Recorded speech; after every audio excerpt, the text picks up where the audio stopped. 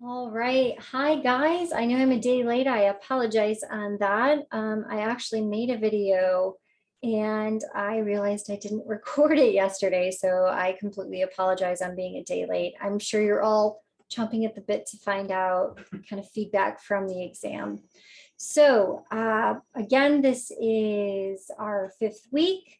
We are now starting our new section for chapter 5 through 8 for the next exam. And again, this is for technically yesterday's date of 9/19. So the first thing I want to make sure to kind of point out definitely is related to the exam. There was a wide range of exam grades. I think the highest grade that I saw across both classes was somewhere in the high 80s. That's pretty much expected for the first exam. But again, I did see some distribution at the lower end as well.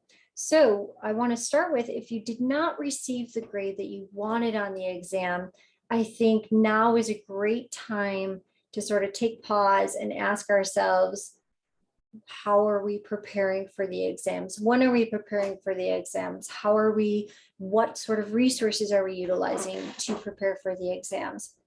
So with that, I want to go ahead and, as always, share my screen with you all and walk you guys through exactly kind of the information that is needed and where to find resources. Some of you have already been fantastic in reaching out to me to get on the books with a virtual office visit so that we can talk about grades, we can talk about preparation, we can talk about kind of resources, and again, where to go to get access to information.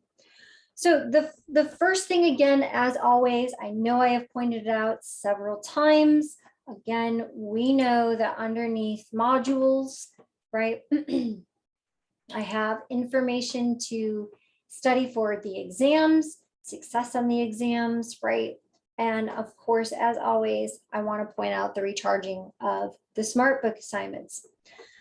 Now, the first thing we have to remember about these assignments, these assignments are reading assignments. Really, it's the only real way I can guarantee that you are reading the material, right? So again, because we're not having lecture, we're not having virtual lecture or asynchronous or synchronous type of lecture. This is a fully online class.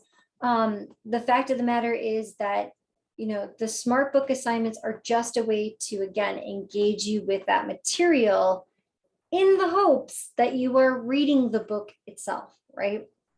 So when you're going back in and you're recharging these assignments, the first thing I absolutely want to make certain of is it's not going to change your grade. Once you've entered your grade and you see your grade populate in the grade book, whatever that grade was that you received when you completed the assignment, that's the grade you're going to get. Now, as far as anything beyond that, right, you are probably going to see a lot of the similar types of questions you already engaged with in that activity.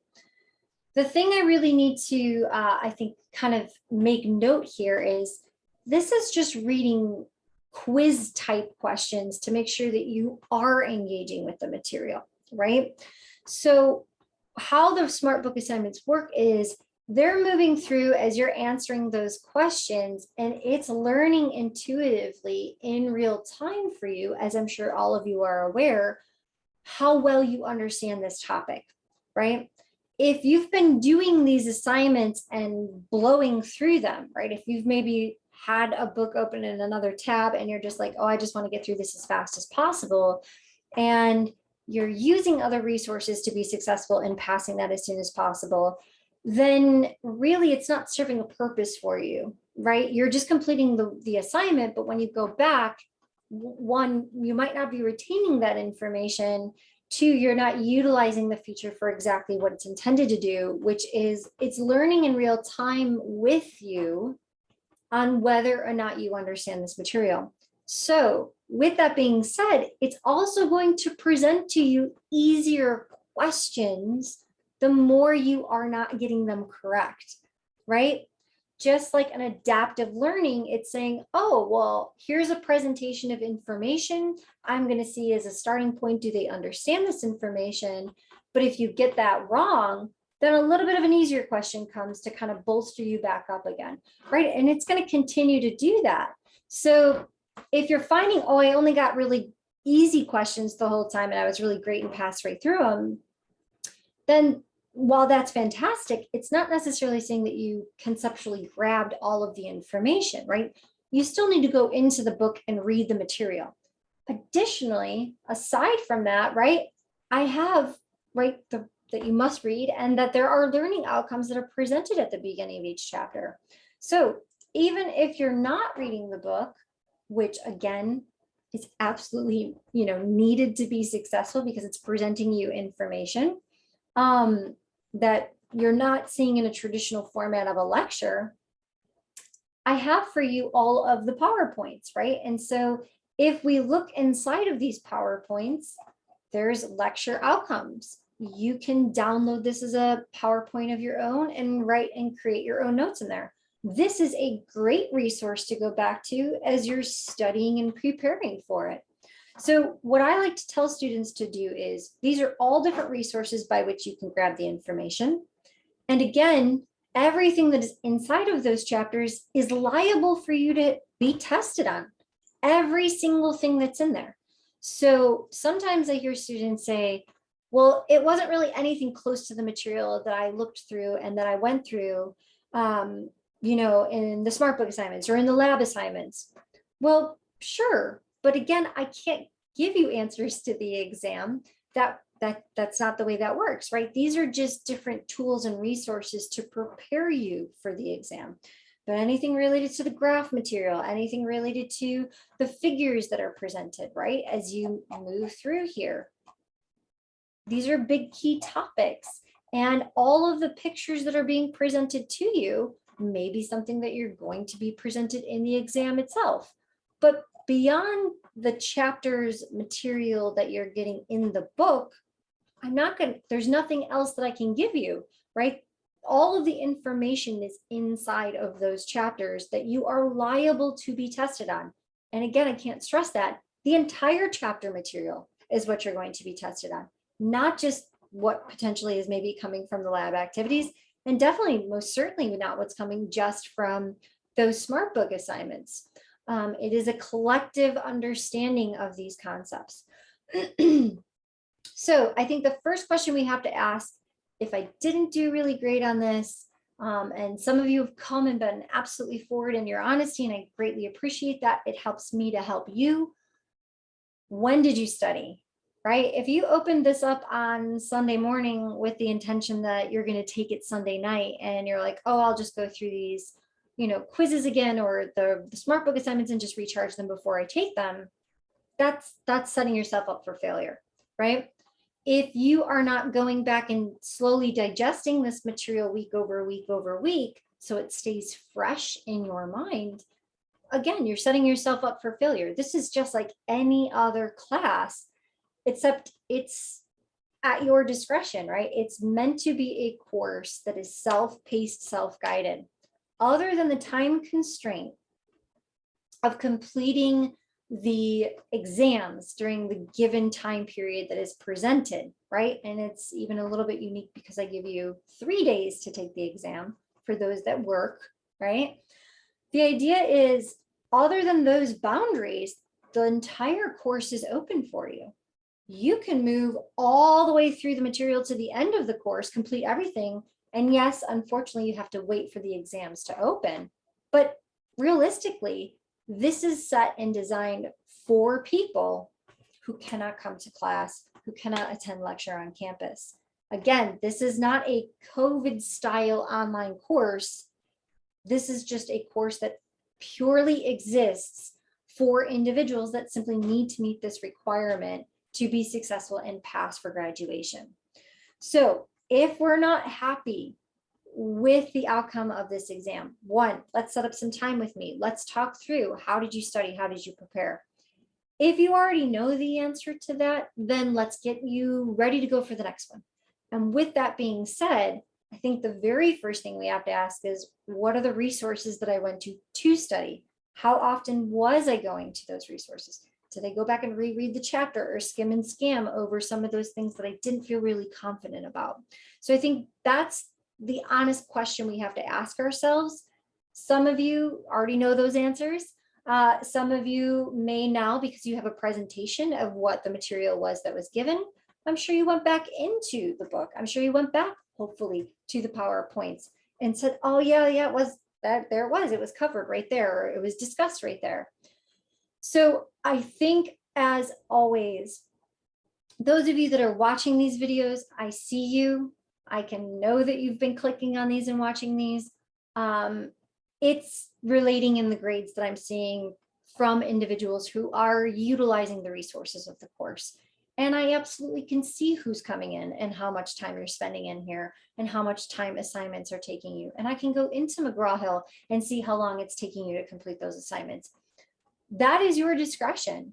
But I think, again, the understanding has to be, if we weren't happy with the outcome of the grade, we also have to be honest with ourselves. How well did we prepare? And really, how often were we touching base with this material? Maybe outside from classes you may be attending face-to-face, or classes that you are attending that are half online and half, in person. It's easy to put this course in the back burner. It makes sense, right?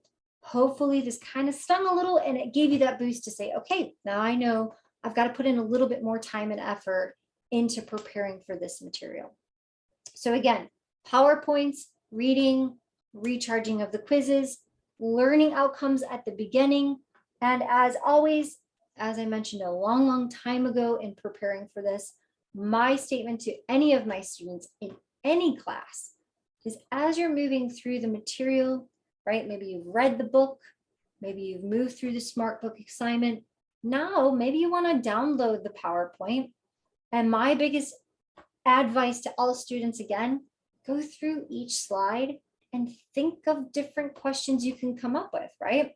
I'm just looking at this particular one, an example, right? Our planet has amazingly rich diversity of life. Okay, out of here, right? I can see that there's some major points. Maybe I can come up with a true false. Maybe true false would be, only hundreds of species are really populating Earth. That's false, right? We know that the term here is millions. We know that, when we look at the complexity of interrelated communities, really, we're only looking at identifying one species at a time. We only isolate one species at a time. No, we're looking at vast multitudes of different species at a time.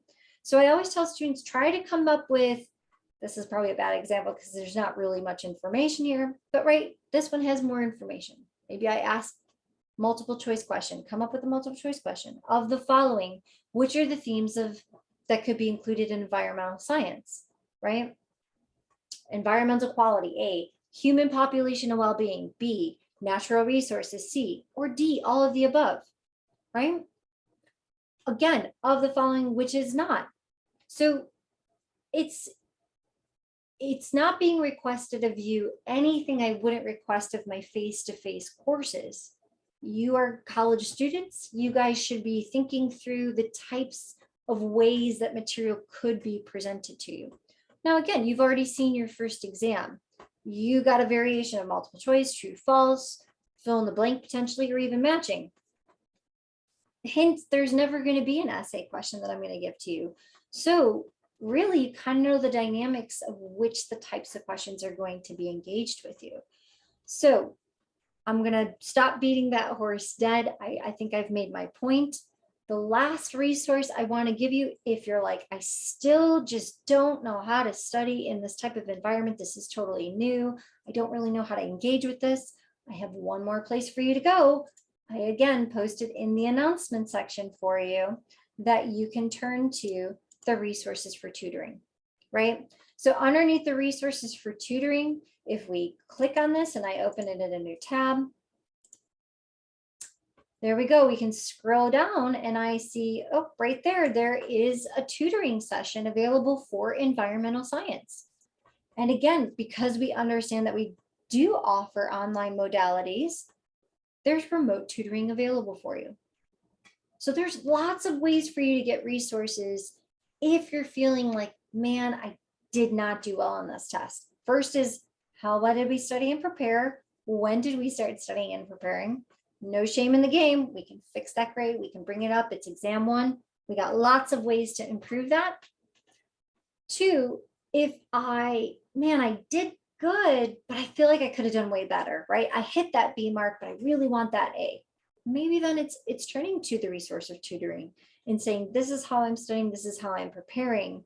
But man, in the exam, I saw these types of questions and I just don't know how to engage or prepare for that type of thing. So again, lots of different ways for you to get access. Always, as always, you can come here and you can schedule some time with me. Please make sure to do so. Now, the last thing I want to simply say, because really there's no new announcements, I think the exam one was the biggest point we needed to talk about this week, right? You're starting chapter 5, we're starting a whole new section. But the last thing I really want to say about the exam is, again, I can see when most exams were started. There's always a wide variation, but of course there are those students, hey, I get it, I was there too, that you started it at 11 o'clock at night. That's a tricky area to be in, because what if the computer doesn't work? What if for some reason, maybe they decide to do platform maintenance at 11:30 at night and they shut down the system for you? What if Wi-Fi goes out? What if, what if? That's why I open the exams on Friday for you, and I give you till the end of Sunday evening to complete them. Please take me up on that. Some of you, had an unfortunate series of events that didn't allow you to get in and you missed the exam. That happens. I get it. Life happens. But again, you have to take accountability for, did you prepare? Did you know that you downloaded the information? Did you know that, we had everything integrated and we were charged, ready to go, Wi-Fi, nice quiet location, we were ready to go? If not, then again, you're setting yourself up for kind of a dangerous, slippery slope for not being successful in the exam. And what was the last thing I wanted to tell you? That again, if you are having issues or concerns, potentially in any way, for needed resources, right? I don't know where to go. My computer did take a crash. Oh, this isn't working, right? There is a lot of resources for you available. Oh, let me go back to modules. Technology and tools. There's a whole section for you for availability for help, right? So if your computer is shut down, we need to schedule time to come to campus. If we can't find another computer to utilize, right? There are resources available for you guys.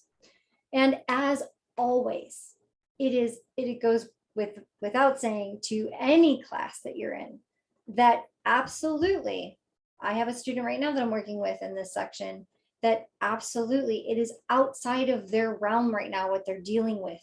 So that the only way I would know that is they're providing me proof, right? They are taking screenshots. They're showing me the trouble. They're setting up time to meet with me. They're doing the due diligence to take responsibility on their end to prove, hey, I'm not coming to you and asking for a makeup because I screwed up. I am actively trying to pursue and give you solutions to how I'm already trying to handle this problem. If something ever happens and you don't provide me evidence, it's your word against, right, me. And I want to believe you. But unfortunately, because we're not in class and I'm not sitting and watching you taking the exam, we're dealing with an environment that is unique. So please, please, please, always take screenshots, always take supporting documentation, anything that can support that for you. I am always willing to work with you guys on that. So please, I hope you guys are watching these. I know who is, I know who isn't. Thank you to those. Hopefully I'm providing the correct information. If it's not the correct information, again, I can't stress enough, please just come see me. We can address this, we can fix this, we can get you back on track. You are not completely bombing this. We can get you out of the woods, but we gotta just make sure we're in alignment now with how we're preparing for the exams. So end point, end of soapbox, all of those things. Keep on keeping on. You guys are doing a great job. For the most part, again, all smart book assignments are populating. You guys are showing me that you understand this material. I'm not seeing any crazy fluctuations in those grades. So again, to me, it's telling me you guys are understanding these concepts. If it's not clicking to transfer over into the exam, let's set up some time. Let's get you successful so we can be ready to go for exam number 2. All right, have a great week, you guys, and I will touch base with you next week. Have a successful one.